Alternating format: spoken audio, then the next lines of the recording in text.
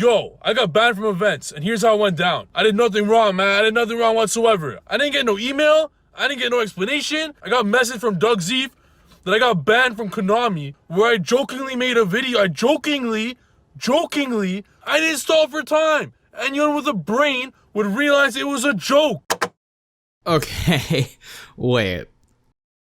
How did we get here?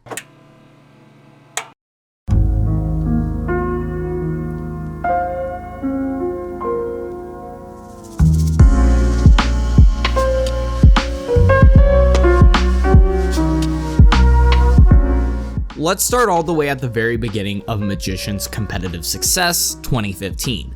In December of this year, we received Structure Deck Master of Pendulum.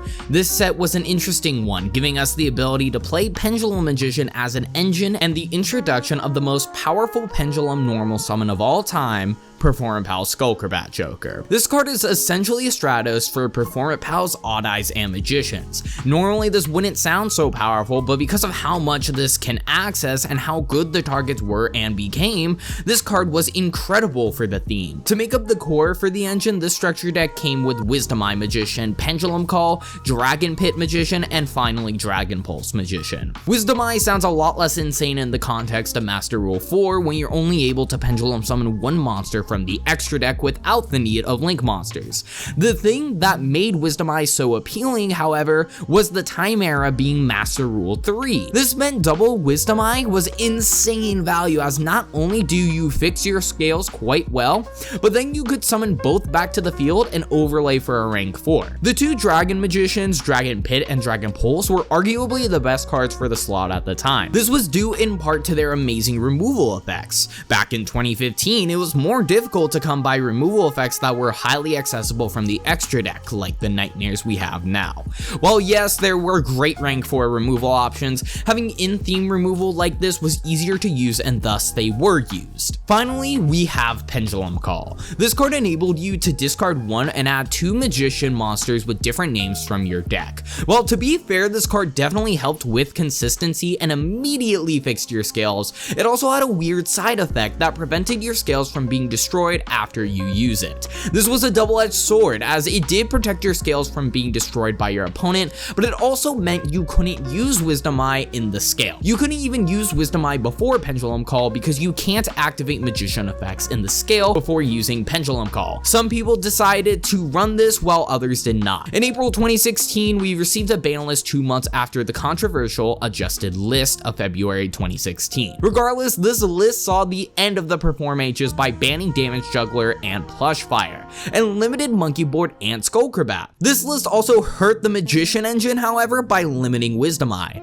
This didn't necessarily kill the engine, as seen later that year at the NAWCQ, but it clearly had a severe impact on how prominent the engine would be. Not only was Skullcrabat at 1, meaning you get less access to double Wisdom Eye, but additionally you only have one Wisdom Eye now, which means you cannot do double Wisdom Eye anymore. Jumping forward to the aforementioned NAWCQ 2016, this event saw the finale to this era of Pendulum Magicians, with this variant playing the Magician engine, but even containing one of the most powerful Pendulum monsters of all time, Magispector Kirin. With 3 of this and 3 Bunbuku, Kirin was highly accessible and could have even been argued to have made this the best deck of that event, regardless of it not winning. Finally, this deck would now fade out of the meta because it was power creeped by a deck that took even more advantage of MR3's outrageous pendulum rules, Metalfoes. Metalfoes being able to pop scales, getting free spells and traps out of it, and then pendulum summoning all of the destroyed Metalfoes back was significantly better than the Magician's ceiling, and for now, they would finally be power creeped out of the metagame.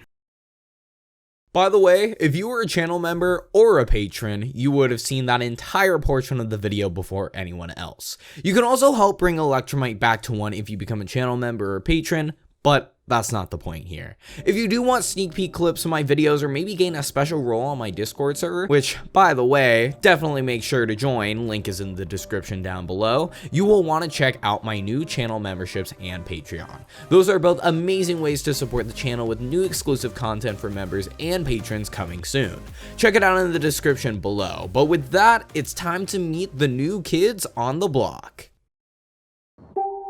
Rebel soul child got a fist balled. I'm a respawn of ancestors and I'm blessed, They are not him, tell him fess up, I get I discreetly say for now because in 2016's finale, the OCG received a new structure deck known as Pendulum Evolution.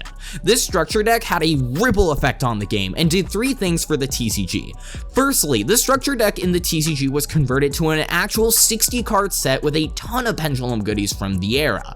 This set was released in June 2017 and was very controversial for it originating from an OCG structure deck, but regardless, there isn't really much else to discuss here. The second big impact from this structure deck clearly were all the new Magician cards. To briefly summarize them, Double Iris Search for your Pendulum Graphs, which will be discussed in a second, Purple Poison when destroyed could pop a face-up card on the field, Black Fang when destroyed could revive a Dark Spellcaster from the grave, White Wing was garbage, and finally Harmonizing tied the entire deck together as it was a 1-card level 8 Synchro or rank 4. All of these cards were clearly good, and in unison with the Unlimits of Skullcrabat Joker, Wisdom Eye Magician, and Pendulum Call from the June 2017 ban list, the deck finally had a chance to shine as a pure strategy. There were 2 more integral pieces to the puzzle, being the Pendulum Graphs. Star Pendulum Graph was a searcher for any magician when another magician leaves the field, and Time Pendulum Graph was an amazing disruption piece that could destroy 1 magician you control and 1 card your opponent controls, and if the effect did not destroy 2 cards, then you can send another card on your opponent's field to the grave, providing as amazing searchable disruption in the archetype. While all of the support did make them top tier, it took some time. Remember, in June 2017, as of the release of Pendulum Evolution in the TCG, Zodiacs and True Draco were at the very peak of the metagame, and nothing else could keep up with these 2 archetypes. While it did take time, September 2017 was the month that shifted the scales in Magician's favor. In the September 2017 ban list, Zodiac was annihilated with Broad Bull and Trident getting the axe, along with severe hits to True Draco. There is one key thing to note, however. By September 2017, MR4 has finally taken effect, being a significant nerf to the Pendulum strategy. Essentially, you can only Pendulum summon from the extra deck 1 Pendulum monster. Even with this big change to the Pendulum mechanic, the deck was still the best out of all other strategies for its consistency and resiliency. One way Pendulum Magician would work around this new rule change is by using Psyframe Lord Omega to banish itself from the extra monster zone and snipe a card out of the opponent's hand. It acted as disruption for the opponent, but additionally, it was the best disruption in the deck because it immediately made room for another extra deck summon. This deck was not only outrageously consistent, it set up pretty strong boards even with the lack of extra deck summons, and it was surprisingly resilient going second. With cards like Black Fang and Purple Poison, you could play through back row decks that have cards like Solemn Strike a lot easier as long as you played it out properly. Additionally, all these cards have scale effects that make it easier to get over problem monsters. Black Fang can half the attack of an opponent's monster by destroying itself, Purple Poison could destroy itself and give a Dark Spellcaster monster attacking an additional 1200 attack points, and both of these effects would also trigger their secondary on destruction effects. So Black Fang would be able to revive 1 from the grave, and Purple Poison would be able to destroy a face-up card. This era of Pendulum also had True Draco as the second best deck regardless of its banlist hits. Paleozoic was still in the format, ABC would see success here and there, and Trickstar was an up-and-coming contender. This format realistically only lasted a month, as after this, Circuit Break came out, drastically changing the game as we know it. The biggest part of Circuit Break was clearly Spiral Double Helix, a card that single-handedly broke Spiral and made it a tier 0 strategy. This sudden power shift in Spiral power creeped Pendulum Magician, True Draco, Paleozoic, and ABC immediately, with the only 2 strategies being able to somewhat compete that format were Trickstars and Invoked, because of their ability to play so many hand traps. Similarly to Pepe, the deck almost immediately got hit in the November 2017 ban list, as Quick Fix and Drone were limited to 1. This was a big consistency hit to the deck and also made it unable to play Machine Duplication, but because of this hit, it also led to Pendulum Magician being able to come back in the metagame for the fact that Spiral wasn't nearly as consistent. You may be wondering, why could Pendulum Magician come back and not the other 3 aforementioned strategies that got power creeped? Well, the other 3 strategies could not deal with a Spiral sleeper with a Resort and Last Resort on field. However, Pendulum Magician could, with easy to access cards like Ignister Prominence. Additionally, however, Pendulum Magician was still highly consistent. Its it's not that Spiral wasn't consistent enough. Clearly, Pendulum Magician was able to play every game with its outrageous consistency, while Spiral bricked here and there. Another addition to the Pendulum Magician strategy was number 41 Bagooska. This rank 4 was the go-to upon its release, being able to really hurt Spiral and made the additional Omega anti-pendulum graph even more scary to deal with.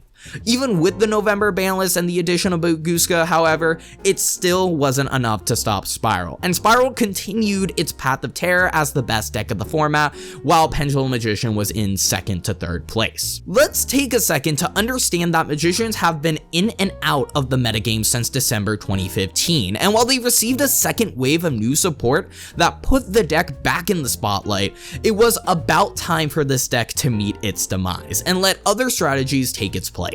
So, in the February 2018 ban list, 3 big things happened. First off, Max C was banned, one of the most impactful and format warping cards of all time. Secondarily, Spiral Resort was limited, being a big enough consistency hit to the deck for it to fall out of the metagame for the time being. And finally, we have Pendulum Magicians. And not only did Skullcrabat Joker get banned, being one of the key cards in the archetype, but Double Iris Magician was banned as well, cutting off the ability for the Magician to search your pendulum graphs in theme. These 2 bans were so big that the deck couldn't keep up with the metagame, and thus, we finally reach a conclusion to Pendulum Magician's reign at the top.